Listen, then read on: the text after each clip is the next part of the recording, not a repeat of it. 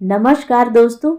कहानियों की श्रृंखला में आज सुनेंगे हिंदी साहित्य के सुप्रसिद्ध कथाकार काशीनाथ सिंह जी की कहानी अपना रास्ता लो बाबा। तो आइए सुनते हैं कहानी। जिस समय देवनाथ मेवालाल की पान की दुकान पर विल्स फिल्टर्स का पैकेट खरीद रहे थे, उसी समय बगल वाली दुकान से एक आवाज सुनाई पड़ी जो उस गली का नाम पूछ रही थी जिसमें वे रहते थे। हालांकि उस गली में अकेले वही नहीं रहते थे, सैकड़ों लोग रहते थे। पूछने वाला आदमी कहीं भी किसी के भी घर जा सकता था, लेकिन आवाज कुछ जानी पहचानी सी लग रही थी। कौतूहल के बावजूद वे उस तरफ देखने की हिम्मत नहीं जुटा सके, चेहरा दूसरी ओर घुमाए रहे। उन्होंने झटपट घर तक पहुंचने वाला वह सकरा रास्ता पकड़ा जो आम नहीं था। जाड़े में सूरज ढलते ढलते ही शाम घिरने लगती है और ठंड बढ़नी शुरू हो जाती है। घर में घुसने के पहले ही उन्होंने देख लिया कि अंदर वाले कमरे में उनके दोनों बच्चे हंगामा मचाए हुए हैं और पत्नी आशा इस धमा चौकड़ी पर 100 जान से निछावर हुई जा रही है। वे थोड़ी हड़बड़ी में थे। उन्होंने बच्चों को डांटा और ऊपर भगाया।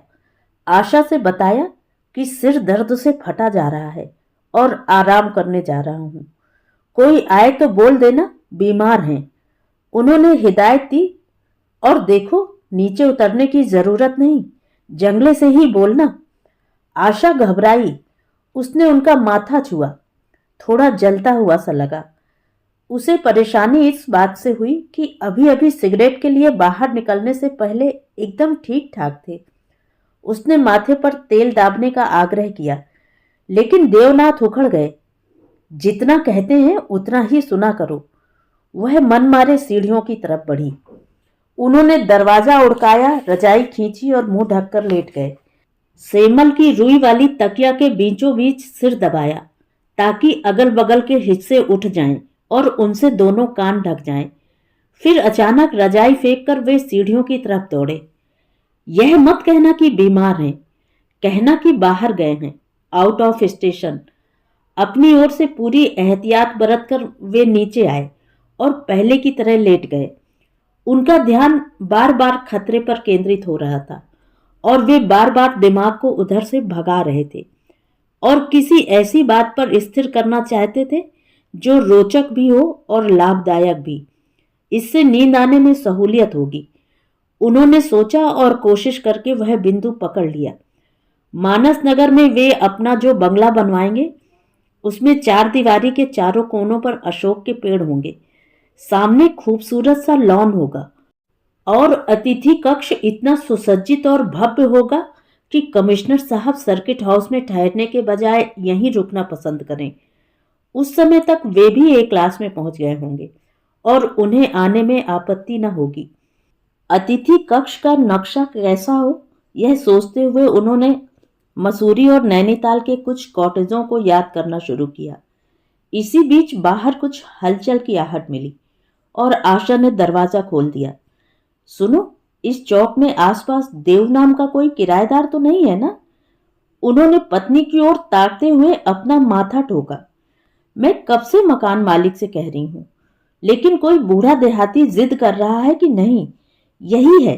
आशा ने सफाई दी। देवनाथ उठकर बैठ गए, रजाई एक किनारे की और पांव चप्पल में घुसेड़े।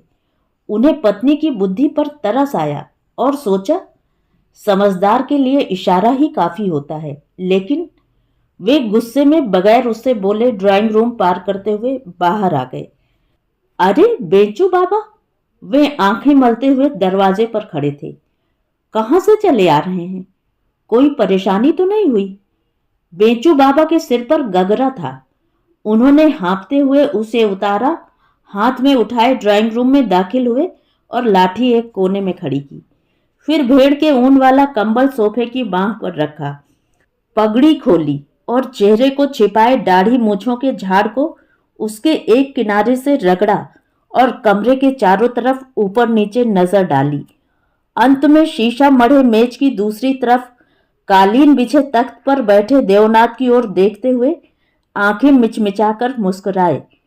कुछ देर चुपचाप मुस्कुराते रहने के बाद उठकर उनके पास पहुंचे और दोनों हथेलियों से सिर, जबड़े, कंधे, बाह, घुटने टटोल कर, दबाकर, छू कर देखा। फिर अपनी आंखें उनके चेहरे के पास ले गए और फपक पड़े। बचवा, देऊ, तू ही है ना? सपना हो गया तू। अरे अपना गांव घर है, बाप दादा की निशानी है, कोई दूर भी नहीं गया है। कभी कभी तो आया कर, काम वही देगा, घूम फिर कर वहीं आएगा, बता देते हैं। बाबा अपनी आदत के मुताबिक इस तरह चिल्ला चिल्ला कर बोल रहे थे जैसे देवनाथ बहरे हों। अब तक देवनाथ के दोनों बच्चे दरवाजे पर खड़े हो गए थे और कौतूहल और डर से बाबा को देख रहे थे। वह उन्हें देखते फिर एक दूसरे की ओर ताकने लगते। दरवाजे पर बच्चों के खड़ा होने से ड्राइंग रूम में कुछ अंधेरा जैसा हो गया था, जिसका आभास बाबा को मिल गया।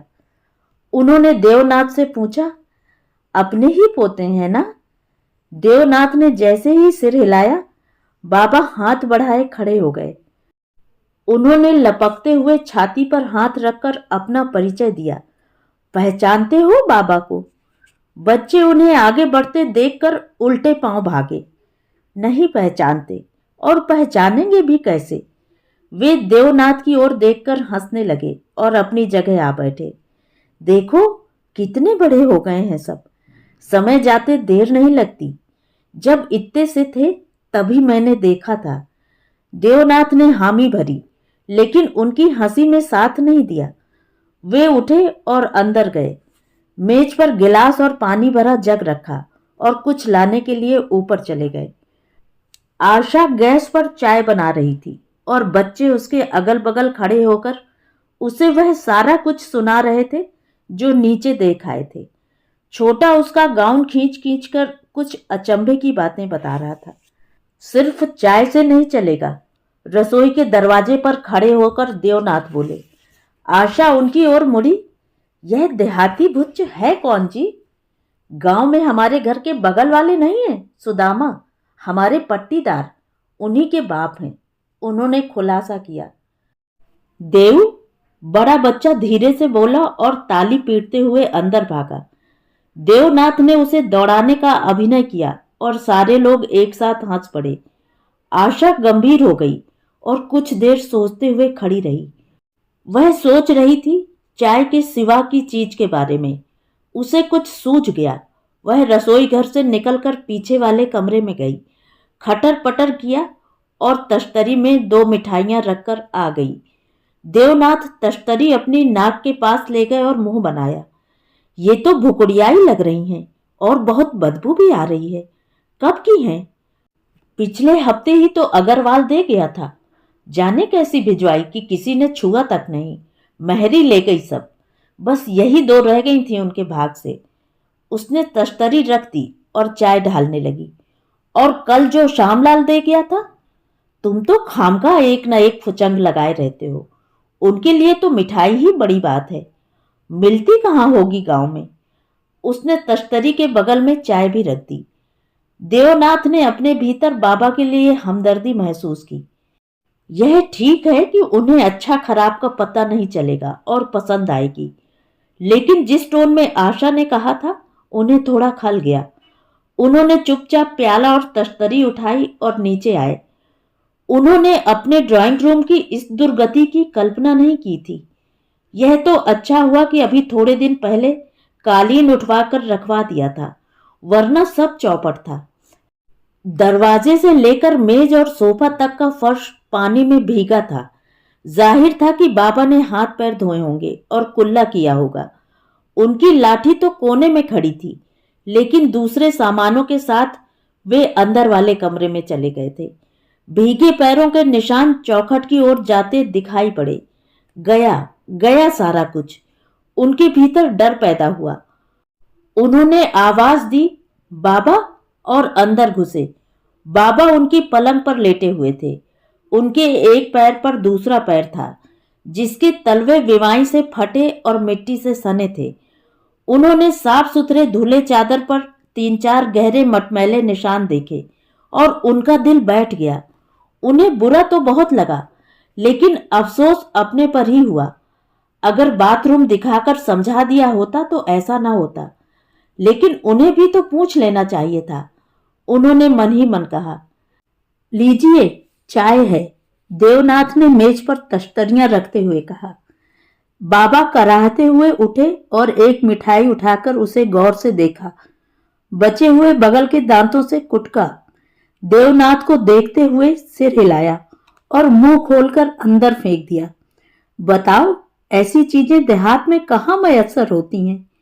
मिठाइयां खत्म करने के बाद उन्होंने चाय 2-3 बार फूंकी और जोर से सुड़क ली। पहले ही घूंट में जीभ जल गई। उन्होंने जुड़ाने के लिए नीचे रख दिया।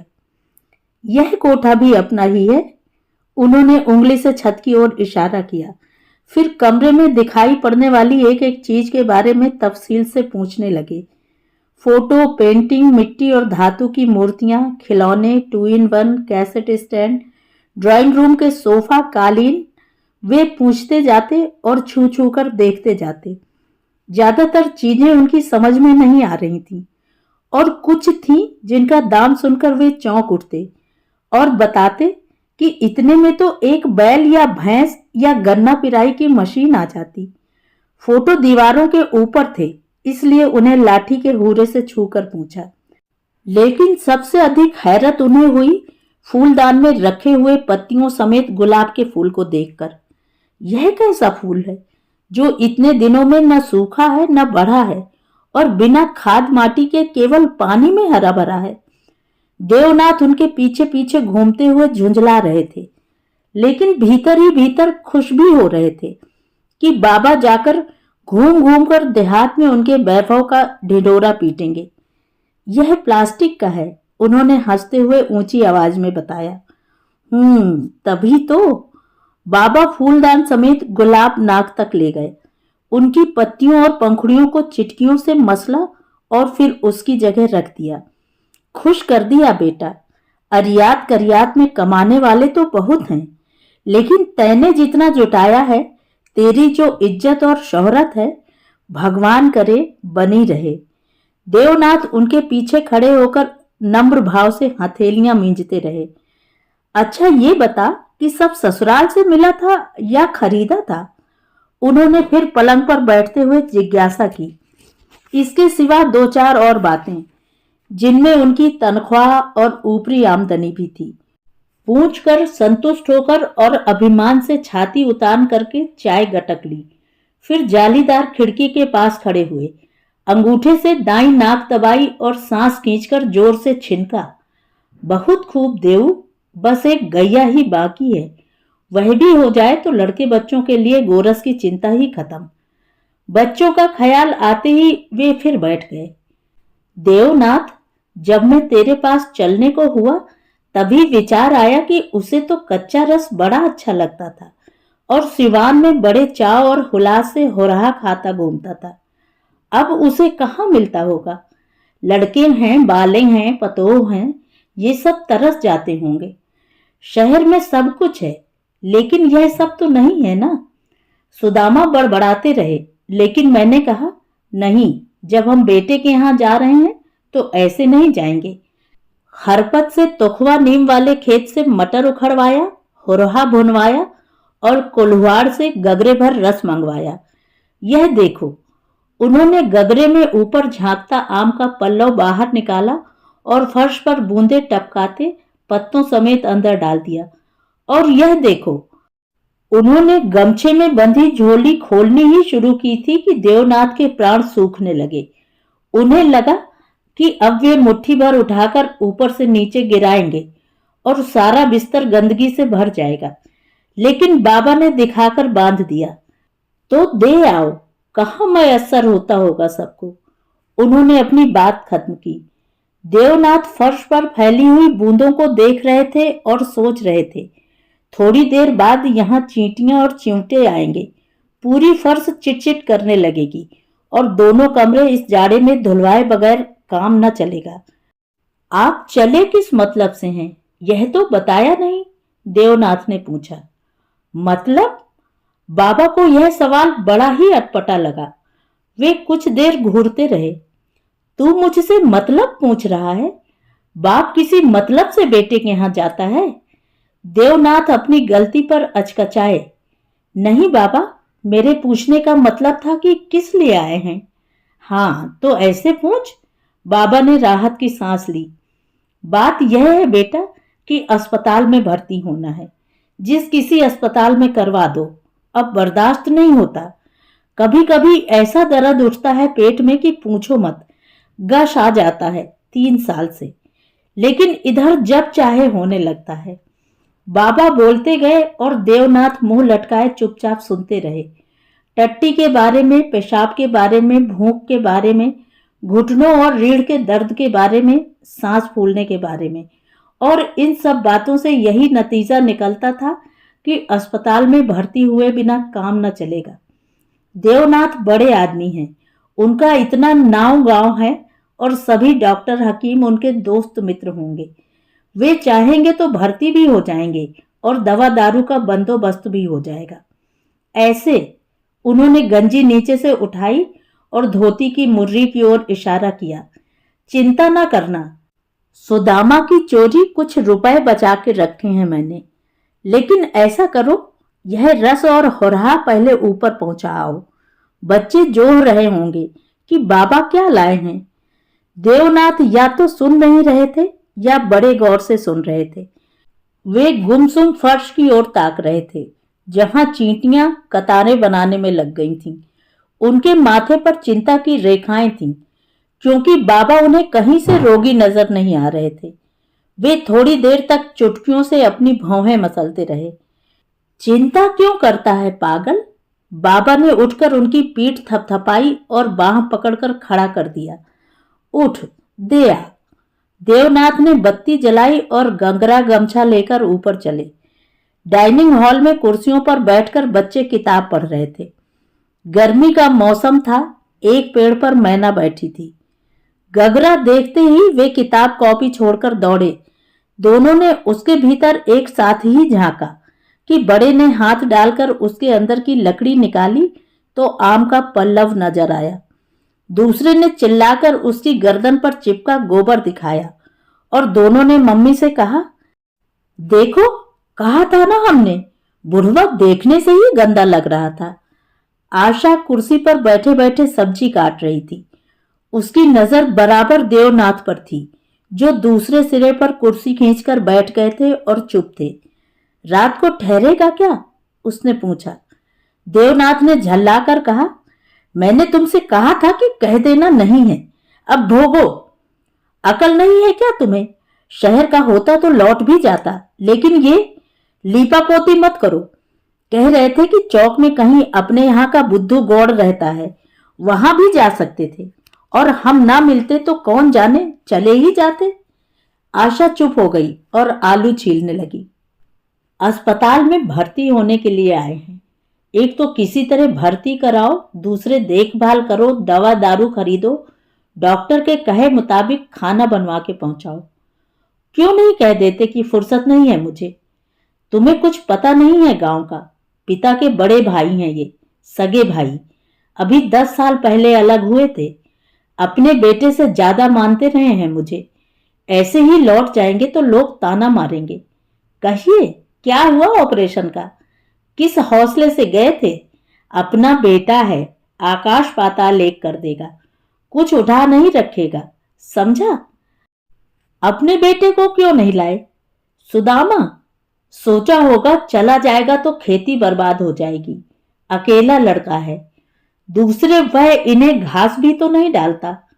परवाह ही कहां है उसे इनकी। अरे अरे, देवनाथ लपके। बच्चे गगरा घसीट कर मोरी के पास ले गए थे और सारा रस लुढ़का रहे थे। जब तक वे पकड़े तब तक वह खाली हो चुका था। उठाकर उसे हिलाया तो मालूम हुआ एक आध लोटा बच गया है। उन्होंने बड़े का कान पकड़कर हटाया। जाने कैसा बदबू कर रहा था पापा, बड़े ने बताया। आशा बोली, छोड़ दो, सुबह मेहरी को दे देंगे। देवनाथ फिर माथा पकड़कर बैठ गए। उनकी बुद्धि काम नहीं कर रही थी। आशा भी गंभीर होकर चावल बीनने लगी थी। बीच बीच में नजरें उठाती और उन्हें देख लेती। जब देवनाथ की आंखें उसकी आंखों से मिली तो भुनभुनाई, समझ लो तुम, इतना कह देती हूं कि मुझसे रोज रोज का खाना नहीं बनेगा। यही है तो कोई नौकर रखो, चाहे जो करो। एक दो दिन की बात और है। बाबा या जो भी होंगे तुम्हारे होंगे, मेरे कुछ नहीं है। अपनी पतोहू लाएं, किराए का कमरा लें या धर्मशाला में रखें, बनवाएं खाएं। मैं यह सब लफड़ा नहीं पालती। बच्चे भी बुजुर्गों की तरह गाल पर हाथ रखे कुर्सियों पर चुपचाप बैठ गए थे और पापा मम्मी की बातें ध्यान से सुन रहे थे। जब एक बोलता तो वे बोलने वाले की ओर नहीं, सुनने वाले की ओर देखते और प्रतिक्रियाएं समझने की कोशिश करते। लेकिन देवनाथ को देखकर नहीं लग रहा था कि उन्होंने आशा की बातें सुनी हों। वे सिगरेट पीते हुए कभी सिर खुजाते और कभी पिंडली। एक मुश्किल और है, अगर इन्हें भर्ती करवाया, तीमारदारी की, दवा की, खाना पहुंचाया और मान लो ठीक हो गए, तो गांव जवार में घूम घूम कर कहते फिरेंगे, गुण गाएंगे, बड़ाई करेंगे और उसके बाद सारी जिंदगी भुगतो। जिसे भी जुकाम होगा, रोग के नाम पर शहर घूमने, हवा पानी बदलने, सर्कस देखने आ जाया करेगा। ऑपरेशन और मरने वालों की बात ही छोड़ो। वे अपने आप बोलते रहे। आशा मुंह फुलाए हुए उठी और गैस जलाकर अदहन रख दिया। देवनाथ ने सिगरेट फेंकी और नीचे चले। बाबा पलंग पर खर्राटे ले रहे थे। उनकी आंखें थोड़ी थोड़ी खुली थीं और होंठ फुर्र फुर्र करते हुए सांस के साथ फड़क रहे थे। उनके होठों के बाएं किनारे से लार बहकर तकिए को भिगो रहा था। सबसे भोली बात यह थी कि कमरे में जाने कहां से मक्खियां आ गई थीं और उनके चेहरे और गर्दन पर उड़ने लगी थीं। देवनाथ ने तुरंत अपना सूट पहना और टाई की गांठ ठीक की। बाबा को जगाया और बाहर आकर स्कूटर स्टार्ट करने लगे। उन्हें लाठी के साथ निकलते देखकर फिर उसे खड़ा कर दिया। इसकी जरूरत नहीं, डॉक्टर के यहां चल रहे हैं राय बात करने, उन्होंने ऊंचे स्वर में कहा और लाठी अंदर रख दी। वे जिस समय आशा से मशविरा कर रहे थे, उन्हें अपने दोस्त डॉक्टर गर्ग याद आ गए थे, जो शहर के एक किनारे रहते थे और थोड़े दिन पहले ही किसी काम से इनके घर आए थे। पेट्रोल के ही खर्च की बात थी, वरना उनसे काम बन सकता था। उन्होंने छोटा मोटा मोह छोड़ने का फैसला किया था और अब शहर के बीच से बाबा को उड़ाए लिए जा रहे थे। पीछे बैठे बाबा को डर भी लग रहा था और मजा भी आ रहा था। वे देवनाथ की सीट का पिछुआ कसकर पकड़े हुए इस तरह तन गए थे जैसे रस्सी पकड़े हुए हेंगा में खड़े हों। वे अगल बगल बत्तियों से जगमगाती हुई दुकानों को देख लेना चाहते थे, लेकिन मुश्किल यह पड़ रही थी कि बाएं ओर देखते तो दाएं की दुकानें छूट जाती और दाएं देखते तो बाएं की, और कभी कभी तो डर के मारे दोनों तरफ की दुकानें बिना देखे ही निकल जाती। लेकिन भीड़ भड़ाके के बीच जिस बारीकी से देवनाथ स्कूटर निकाल रहे थे, बाबा उनके कौशल पर रीझ रीझ उठते थे और अनजाने ही कभी उनके मुंह से वाह फूट पड़ता और कभी हंसी। स्कूटर जब खाली सड़क से गुजरा तो उन्हें थोड़ी थोड़ी सिहरन महसूस होने लगी। उन्होंने पगड़ी खींचकर कान ढकना ही चाहा कि एक बड़ी इमारत के सामने स्कूटर खड़ा हो गया। उन्हें इस तरह अचानक रुकना अच्छा नहीं लगा, लेकिन देवनाथ उसके हैंडल पकड़े खड़े हो गए थे। बाबा के उतरने के ढंग से स्कूटर उलटते उलटते बचा। उसे गरियाते हुए वे जमीन पर खड़े हुए और दुकानों पर सरसरी नजर डालते हुए देवनाथ के पीछे दवाखाना में घुसे। मरीजों की भीड़ देखकर उन्हें इत्मीनान हुआ कि देवनाथ कोई ऐसे वैसे डॉक्टर के पास नहीं लाया है। जहां लोग बारी बारी से बुलाए जाने पर पर्दे के अंदर जा रहे थे, वहीं देवनाथ बिना किसी रोक टोक के बेखटके अंदर चले गए। इस बात पर बाबा ने चारों ओर देखा। उन्होंने अपने सामने बेंच पर बैठे मरीज से खुश होकर बताया, अपना बेटा है, साहब है। थोड़ी देर बाद ही एक आदमी सहारा देकर उन्हें भीतर ले गया। डॉक्टर की उम्र कोई ज्यादा नहीं, फिर भी अनुभवी और काबिल लग रहा था। देवनाथ की तरह उसने भी उन्हें बाबा कहा और प्रेम से बातें शुरू की, देहात के बारे में, घर के बारे में, खेती बाड़ी के बारे में। उन्होंने संदेह से देवनाथ की ओर देखा, जैसे यह कैसा डॉक्टर है जो रोग के बारे में पूछ ही नहीं रहा है। लेकिन उसने धीरे धीरे जब उनकी पलकें, पपोटे, जीभ, पीठ, छाती, घुटने मशीन लगाकर औजार से ठोंक ठोंक कर देखना शुरू किया तो उन्हें समझते देर नहीं लगी। उसने कई सवाल किए और इन्होंने सांसें ले लेकर विस्तार से बताए। इसके बाद वह एक और पर्दे के पीछे ले गया और पीठ के बल लिटाकर पेट इधर से उधर से दबाकर टट्टी, पेशाब, हाजमे और दर्द के किस्म के बारे में देर तक पूछता रहा। अंत में कपड़े ठीक करके बाहर जाने के लिए कहकर कुर्सी पर आ बैठा। उसने देवनाथ से अपना संदेह जाहिर किया। शायद आरंभिक स्टेज है। I doubt cancer. हो सकता है ना भी हो, मगर देर ना करें। एक्सरे जांच वगैरह तो कराएं ही, बायोप्सी जरूरी है। चिंता की कोई बात नहीं, ठीक हो जाएगा। पर्दे की ओर ताकते हुए उसने आवाज ऊंची कर दी।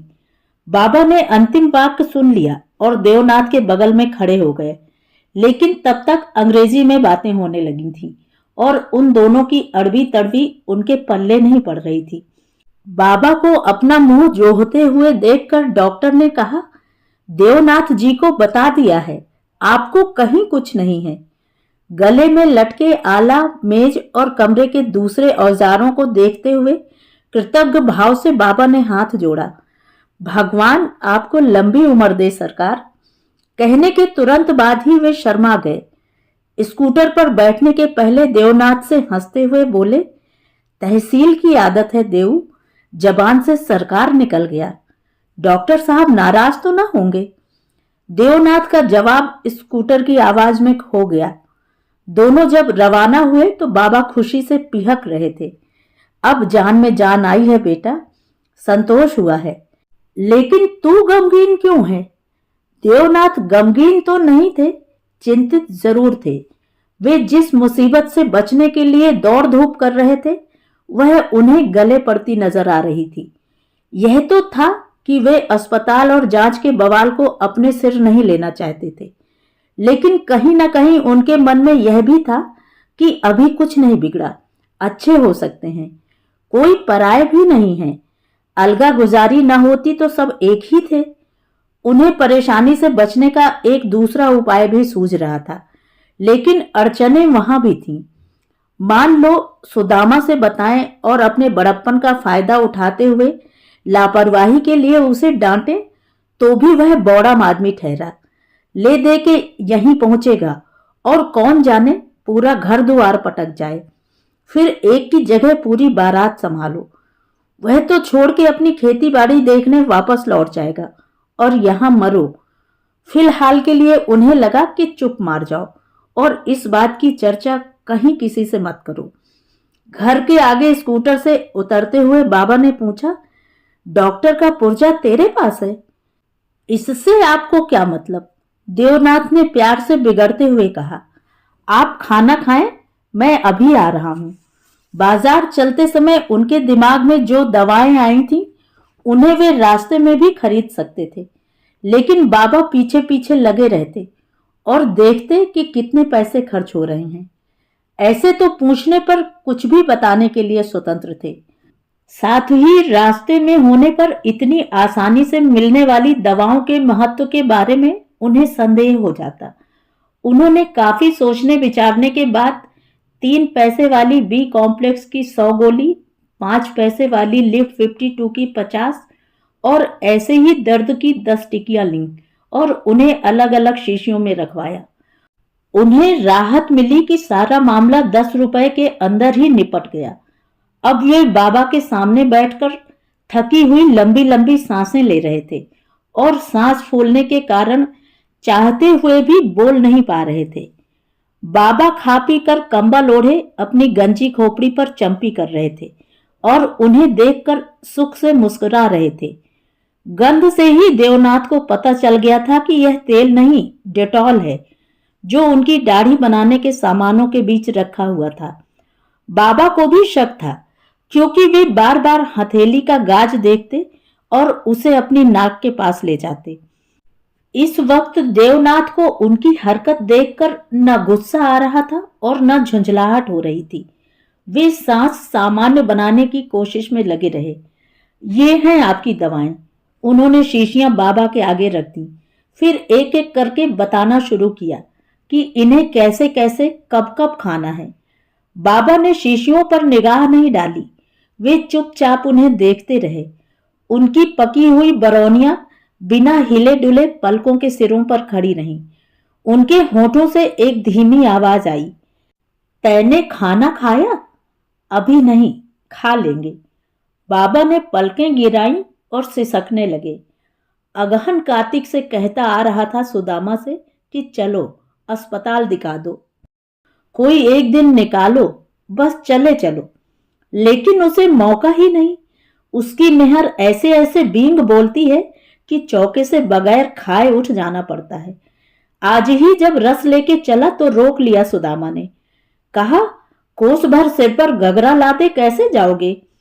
हमने कहा कि खरपत को लगा दो, मोटर तक पहुंचा दे, तो बोला खाली नहीं है। उसके मन में तो चोर था कि इतने रस में जो ही 2-4 पीड़िया गुड़ होता। उसकी मेहर ने कहा कि थोड़ी खुरचन वाली भेली दे दो, होरहा के बाद क्या खा के पानी पिएगा। लेकिन बेटा, अपना दुखड़ा भी रोएं तो किसके आगे रोएं? वे कहते कहते फूट फूट कर रोने लगे। और एक तू है, जब हम चले थे तो सारा गांव मुझ पर हंस रहा था, समझ रहा था कि तू हमें भी पट्टी पढ़ा देगा। लेकिन तू है कि दिन भर से अपना हर्जा करके दौड़ रहा है, और वह भी किसके लिए? एक बार भी नहीं पूछा कि इतने रुपयों की दवा कैसे आएगी। वे बोलते जा रहे थे, रोते जा रहे थे और नाक पोंछते जा रहे थे। जब छोटा था तू तो तुझे कंधे पर बिठाए बिठाए खेतवाही करता था, पूरा गांव घूमता था, भदाहू का मेला ले जाता था। हाँ, मारा था केवल एक बार, और बड़ी मार मारा था पैना पैना, सो भी तेरे बाप के कारण। तब वह जिंदा था। उसने कह दिया कि भैया देवनाथ को खराब कर रहे हैं, और गलती तेरी भी थी। तैने औरों के बहकावे में आकर रात के बखत सोते हुए अलगू को खटिया समेत उठाकर संवत में डाल दिया था। वे पूरे हाव भाव के साथ सुनाते हुए रोते रोते हंसने लगे। बस तेरी एक ही आदत खराब थी, कंधे पर बैठे बैठे मूतने वाली। तू ससुर। वे वाक्य पूरा नहीं कर सके, हंसते रहे। फिर आंखें, नाक और जबड़ों पर उगी सफेद भीगी खूंटियां पोंछकर देवनाथ को अपने पास बुलाया। फैले हुए कंबल को खींचते हुए उन्हें उतना करीब बिठाया जितने से उनका हाथ सिर के बाल सहला सके। सिर और पीठ पर हाथ फेरते हुए उन्होंने रहस्यपूर्ण ढंग से उनकी आंखों में झांका। डॉक्टर ने तुमसे भी बताया ना कि कहीं कुछ नहीं है? हाँ, तो आपने भी तो सुना। पहले तो देवनाथ उनके पूछने के तरीके से दहल गए थे, लेकिन तुरंत संभाल लिया। बस यही सुनना चाहता था। बाबा ने उनकी पीठ ठोंकी और खुश हो उठे। जा, अब खा के सो जा, कल तड़के ही चले जाएंगे। नहीं, कल कैसे जाएंगे? अभी अभी तो आए हैं। अरे, अब हो गई ना तेरी वाली। जा, जाके खा। बाबा ने प्यार से उन्हें ठेल कर उठाया। वे धीरे धीरे सीढ़ियां चढ़ते हुए डाइनिंग हॉल के दरवाजे तक आए और खड़े हो गए। अंदर के कमरे में अंधेरा था, लेकिन कोई सोया नहीं था। आशा बच्चों को सुना रही थी बुढ़ाऊ की खुराक और उनके चपर चपर खाने के ढंग, और कमरे के कबाड़ के बारे में, कि तुम्हारे पापा के गांव के लोग कितने फूहड़ और कितने गंवार और कितने मरभक होते हैं। और बाप रे, कितना चिल्ला चिल्ला कर बोलते हैं, रे रे करके। मम्मी, पापा ने बाहर ताला लगा दिया होगा ना? कुछ ठिकाना है बुढ़वा का? किसी बच्चे ने जम्हुआते हुए धीमे स्वर में पूछा। फिर आशा और बच्चों की आवाज बंद हो गई। शायद उन्हें नींद आ रही हो। वे वहां कुछ देर और खड़े रहे। किचन दिखाई पड़ रहा था, लेकिन उन्हें भूख नहीं थी। उनकी नजर उस गगरे पर चली गई जो बाबा के सिर पर बस और पैदल 60-70 मील का फासला तय करके मोरी के पास पहुंचा था। वे भावुक हो गए और उनकी आंखें भीग आईं। वे दबे पांव जंगले के पास आए और चौखट पर बैठ गए। बाहर जाड़े की ठंड और सन्नाटा था। उनकी आंखों के आगे ऊसर के बीच बसा अपना नन्हा सा प्यारा गांव उभर आया। वह बगीचा, वह होला पाती, वह चलबा, वह चिबिल्ली, आंधी में आमों की लूट, ईख के टोंटों की बुवाई, संवत के मुर्रा और छछूंदर, बाहे और धनकर गेड़कर मछलियों की पकड़, डोरे में बांधकर जुलाहे उड़ाना, सिंघाड़े चुराना, तैराकी सीखने के लिए पोखर में भौरे पकड़ना। तब से आज कितने साल हो गए हैं। सारा कुछ यूं चुटकी बजाते बजाते हवा में खो गया है।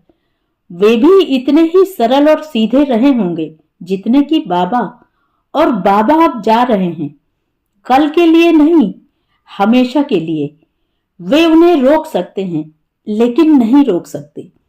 उन्हें भूख महसूस होने लगी, लेकिन औंधे मुंह लुढ़के गगरे के कारण खाने की मेज पर जाने की हिम्मत नहीं पड़ी। उन्होंने सिगरेट जलाई और धुआं छोड़ा। छोड़ो जी, चलो, उन्होंने अपने आप से कहा। वे उठ खड़े हुए और अपने चूतड़ झाड़ने लगे। सारी जिंदगी, सारी दुनिया और सारा जमाना तुम्हारे सामने पड़ा है और तुम एक बेमतलब के बुढ़े को लेकर मुंह लटकाए बैठे हो। तो ये थी कहानी। कहानी आपको कैसी लगी? कमेंट करके जरूर बताएं।